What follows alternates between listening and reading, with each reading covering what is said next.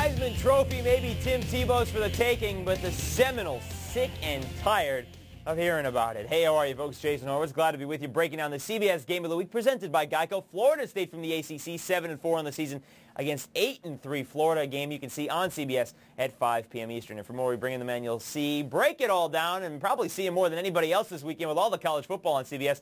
Spencer Tillman from Houston. And, you know, Spence, we know about Tim Tebow and quite possibly that he is the Heisman front runner. First man in the Bowl subdivision to have 20 touchdown passes, 20 touchdown runs, first formerly Division 1A. I know you wrote about him this week on CBSSports.com, but Florida State has come out and said he's going down. He will not get the Heisman Trophy because of us. Does Florida State's speed on defense counter what Tebow does? Well, you better not tug on Superman's cape, that's for sure. You don't want to ever give him bulletin board material, and that's a bad decision. And I think what's going to happen is, first of all, you need no motivation because Urban Meyer wants to push Tebow for the Heisman. He's been doing that, made no bones about it, that he thinks he should be the Heisman winner. So Florida State, that's a bad, bad move. And they're not in a position to do it, Jason. You look at how they took off the second half of Maryland last week. That team totally disappeared, exposing the immaturity on that ball club. So just keep your mouth shut and play football. Well, real quickly, Spence, we'll get back to the game in a sec. But you talked about Tim Tebow as the Heisman. Urban Meyer wants him to win the Heisman. A couple weeks ago, we broke down some things on the Geico postgame SEC show that you and Timmy B don't think sophomores don't win the Heisman. You guys don't think that sophomores can get the votes. Does that change this year? Now, let me clear that up. I'm not an advocate of that because as I got my Heisman Trophy ballot 2 days ago, I'm sitting there thinking this is clear cut. But there are constituencies out there that believe, and the term that was thrown around just blows my mind. They said he needs a little bit more seasoning. And I'm thinking, seasoning? What do you mean seasoning? The guy's got more touchdowns than 85 Division I ball clubs right now. It's incredible. I think it's total somewhere around 45, 46 touchdowns that he's accounted for. That's remarkable for one player to have such an impact. He's responsible for 75% of what they do offensively. So there's no question that he can put up the numbers and do it on the football field. I just think these old stoic approaches to the game, they need to get away from these conventional mindsets and come up with the times. I was on the Mackey Award last week trying to figure out the criteria for the tight ends. I know I'm going on a tangent here, but I'm so sick of these guys that come with these traditional definitions to describe a game that's moving forward. So we need to reevaluate the criteria again. You don't have to look any further than just to see that the offense that Florida runs to see that the game is moving forward. It's not to line it up anymore and smack you in the mouth, and we know that. Having said that, let's get back to the game for a sec.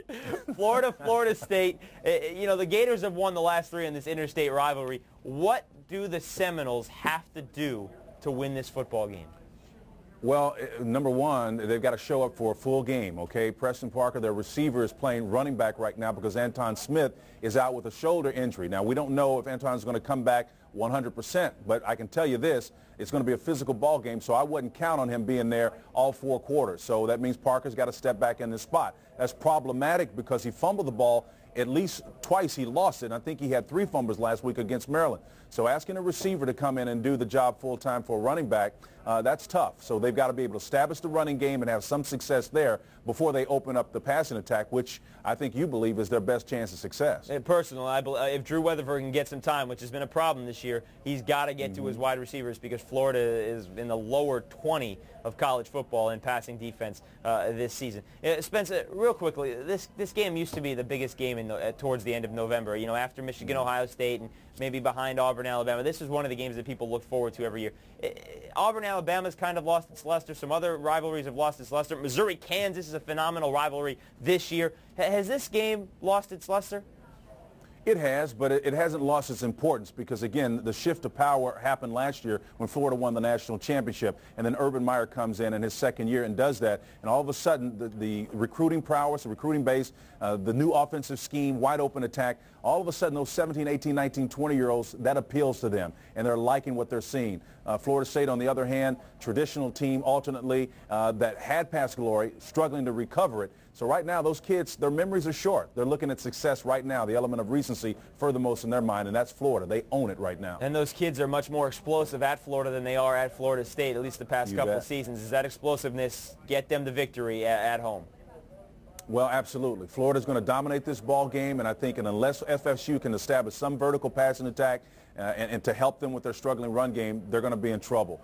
So, again, look for Tim Tebow to have a big-time game, one step closer to securing that Heisman Trophy, and I've got my ballot, and I'm about ready to pencil in his name. All right, we'll see how that plays out, and we'll talk about it Saturday night. Spence, we will see you very soon, sir. All right, Jason, we'll see you later. Folks, the two kick it off at 5 p.m. Eastern on CBS, part of a doubleheader day on Saturday. And for more on this game or Tennessee and Kentucky, with the Volunteers having a shot to take the SEC East, be sure to stay with CBSSports.com. For Spencer Tillman, I'm Jason Horowitz. Take care.